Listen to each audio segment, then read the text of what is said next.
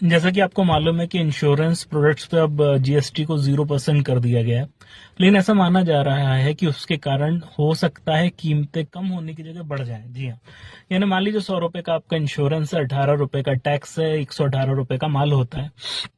अब आप कहेंगे कि भैया अब 18% का टैक्स खत्म हो गया तो सामान 100 रुपए का हो जाना चाहिए, लेकिन it is not so easy.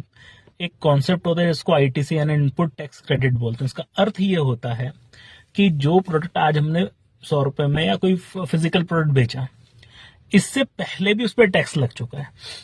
Factory वाले ने 100 रुपए में किसी को बेचा था, सामने वाले ने उस पर 18% टैक्स लगाया, 118 हो गया।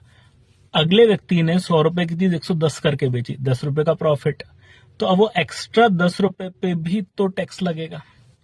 अब वो मिला के मान लीजिए 20 रुपए हो गया, लेकिन उसमें से 18 रुपए पहले टैक्स दिया जा चुका है।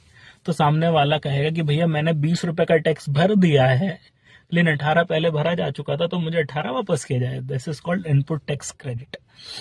यानी हर व्यक्ति जब बड़ी प्राइस पे कोई सामान बेचता है तो जो ऑलरेडी टैक्स भरा जा चुका है उसको बैलेंस आउट किया जाता है। तो ये चीज हर जगह होती है।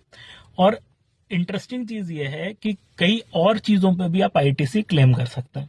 तो हो ये रहा है कि इंश्योरेंस कंपनी के साथ दिक्कत ये है कि वो 18 रुपए मान लीजिए टैक्स भर रही हैं, तो ऐसा एक आर्टिकल आया था इकोनॉमिक टाइम्स में कि हो सकता है उससे ज्यादा इनपुट टैक्स क्रेडिट मांग रही हो। एग्जाम्पल, 18 रुपए का जीएसटी भरा, लेकिन आईटीसी 22 रुपए का ले लिया, तो 4 रुपए उल्टे आपके पास आ गए और इसके कारण आपके जो प्रोडक्ट की कीमतें थी वो कम थी।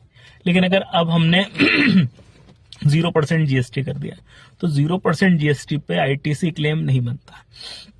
तो अब भले ही 18 रुपए का आप टैक्स नहीं भर रहे हो, लेकिन वो 22 रुपए का आईटीसी आप मांग भी नहीं पा रहे हो। तो इनफैक्ट आपकी जो प्राइसिंग है वो कम होने की जगह बढ़ सकती है। हालांकि इसका कोई मेरे पास डेटा उपलब्ध नहीं है, ये एक आर्टिकल आया था इकोनॉमिक टाइम्स पे, तो मुझे लगा रिलेवेंट है आज।